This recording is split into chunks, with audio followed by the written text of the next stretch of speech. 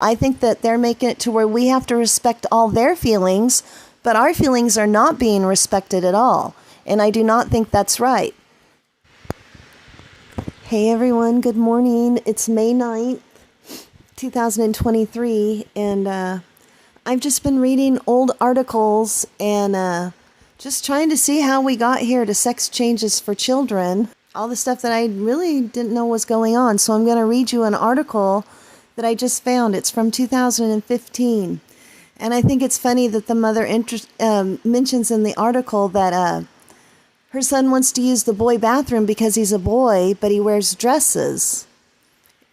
You know, what the heck? And I'm going to be doing more. I'm going to do more videos. I'm reading some more of my book that I don't know what I did with it. This Building a Better Eugenics. And I just find it interesting on comparing the differences and the things that are the same from back in the 1916s to now, the 2023s. And I've had this book for a while because it's close to my heart. I have a great aunt, great aunt, that was in the Sonora State Home. And I even found a video that has her, when they bring them in to intake them. And it's after a very sad story. Her mother died by a gun blast between the eyes.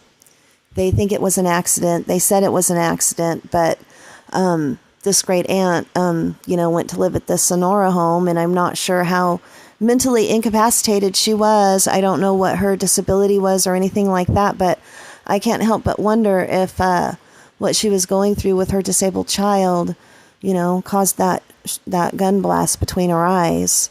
And the daughter didn't go to the mental institution until like a year or two after the mom died. And this was back in, 1912. So it's right when all this stuff was, they were really big in the eugenics movement. And so when the pandemic started, I got this book and I got another book because I've always been fascinated about eugenics and mental institutions. And I just wonder how the past plays into the future for us. So I'm going to be doing some videos like that on my channel because I find it interesting, and maybe you will too. So I'm going to go ahead and read the article now. It's from The Atlantic. The Gender-Neutral Bathroom as a Teaching Tool.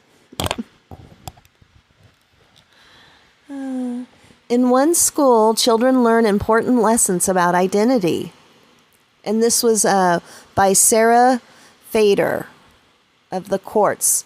This is a reprint. It'll say at the bottom. This is from October 5th, 2015. The original article is from the archive of our partner, Courts. On her first day of pre-K, my 4-year-old daughter used the bathroom that was simply labeled bathroom. She will, I hope, grow up in a world where bathrooms, like people, no longer exist along a simple gender binary. And here we are, 2023, more and more enlightened, but I don't know that it's a good idea. I don't think it is. In a recent NPR interview, Anna Allenbrook, principal of the Brooklyn New School where my children attend, stated that society has evolved to such a place where children should be allowed to use the bathroom of the gender they identify with. This is a rather radical, albeit simple way of looking at gender identity. The issue came to a head in Brooklyn after a transgender new student requested to use the boys' bathroom. The New York City Department of Education actually already had its own transgender guidelines. This is back in 2015.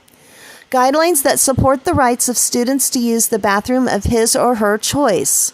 I went to a meeting this summer where they were actually discussing this at a pretty high level in the Department of Education. Allenbrook told Courts, I think it's become an issue across the grades in public schools in general, not just in Brooklyn New School.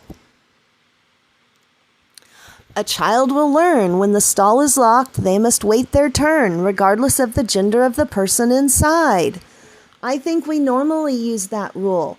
Me, as a girl and as a woman, I generally don't just go in the bathroom thinking, well, there's all women here. Nobody's going to care if I open their stall.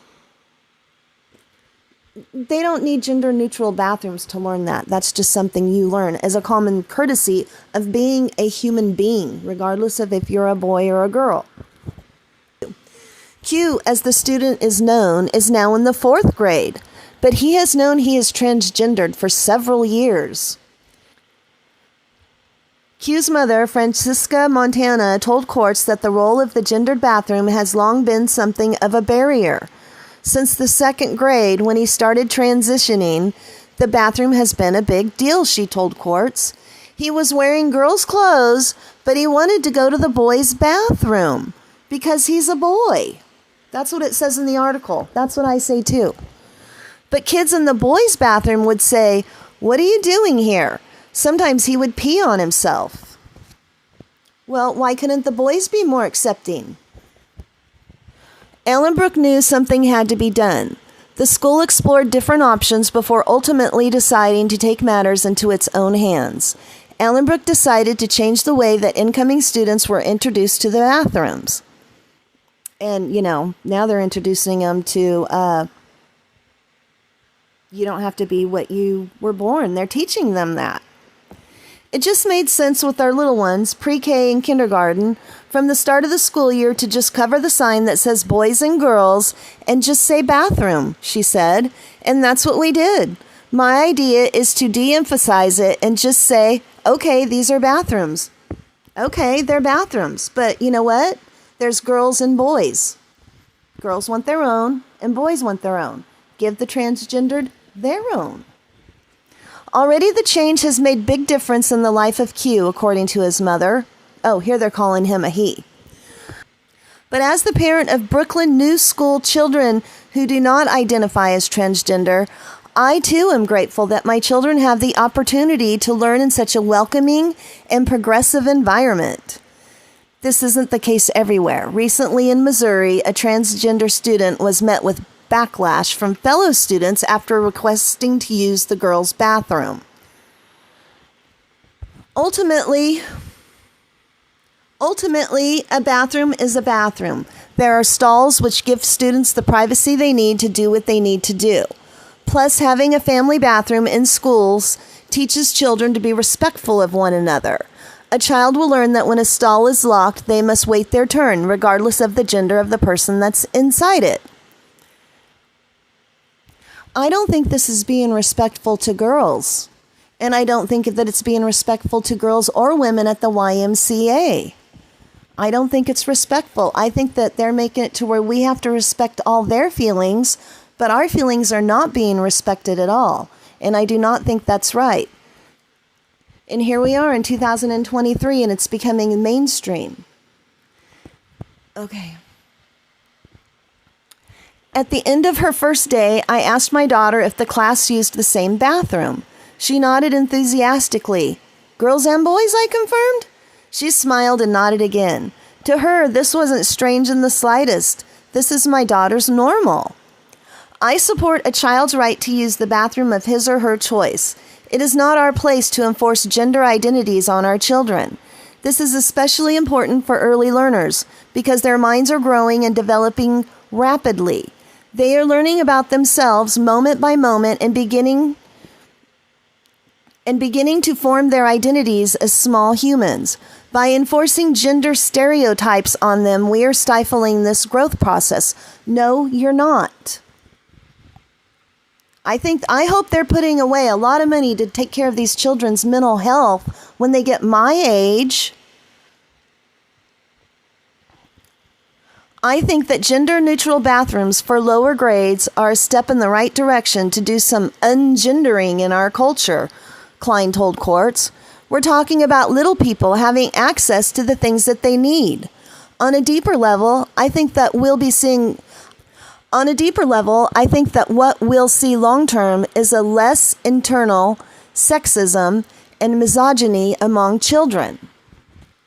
I'm going back to my old standard. Look at Mother Nature. Mother Nature has a boy and a girl.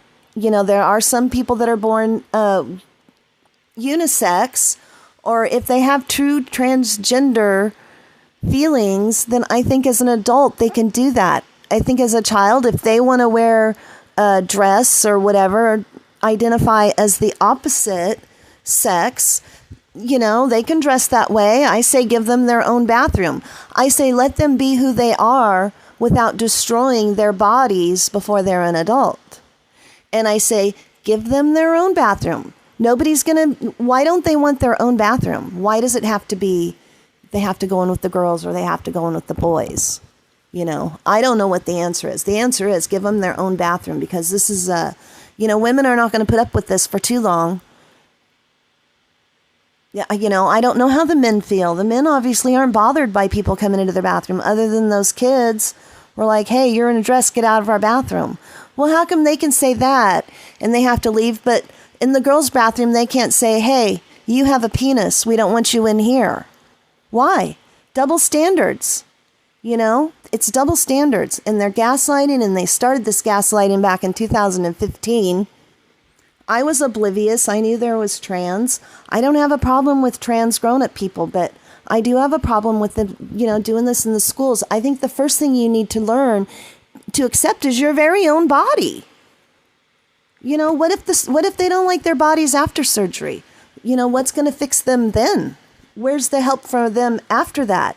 If they get all this done and they say, I didn't think that it was going to look like that, where does that leave them?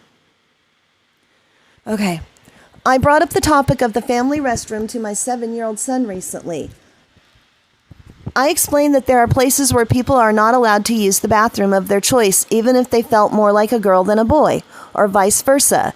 He couldn't conceptualize this. That's weird, he told me, and I couldn't be prouder. Setting up society for a lot of really disappointed people. I'm going to be interested to see in 20 years how this plays out. The sterilizations that they did back then, I don't know if that turned out or not. Look at where society is. Maybe we just need to go back to Mother Nature. I know we have all these scientific advantages and they're wonderful, but at some point, when is it too much? Where does it stop? The homeless are in the streets, addicted to drugs, and they say, oh, well, these people all became addicted to drugs because kids getting pain medication after getting a wisdom tooth removed. So what do they do for them? Well, they give them Narcan so they can continue on in their misery. It doesn't seem like the recovery rate from drug addiction is real high. I might be wrong, and I accept that if I am. So anyways, they want us to believe that all these drug addicts are on the street because of kids getting pain medication after getting their wisdom teeth removed. And at the same time, they want us to believe that it's okay to chemically castrate children at 9 or 10 years old, give 15-year-old girls mastectomies, and ruin these children's fertility. And I'm sure they need a lot of pain pills after their operation. How come nobody's saying, well, the drug addict problem is so bad because of children getting chemically castrated and needing pain medication after getting their mastectomies at 15 years old? This makes absolutely no sense. And I'm not a doctor, but I think that you can see that makes no sense. Why are they having children do more things to harm them and need drugs to possibly make the drug situation worse?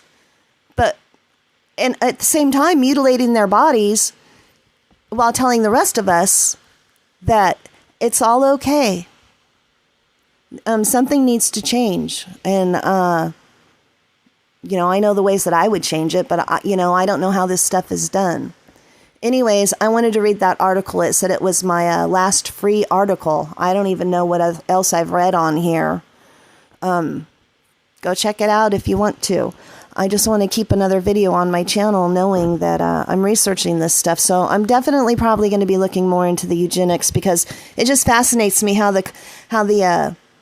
their opinions on how it should be done sound like a lot like the opinions now. It's just a different thing, but still just as horrible. So there you go. All right. Have a nice May Day. And, well, it's not May Day. It's not the 1st. Have a nice, beautiful day, and I'll see you on my next video. Bye.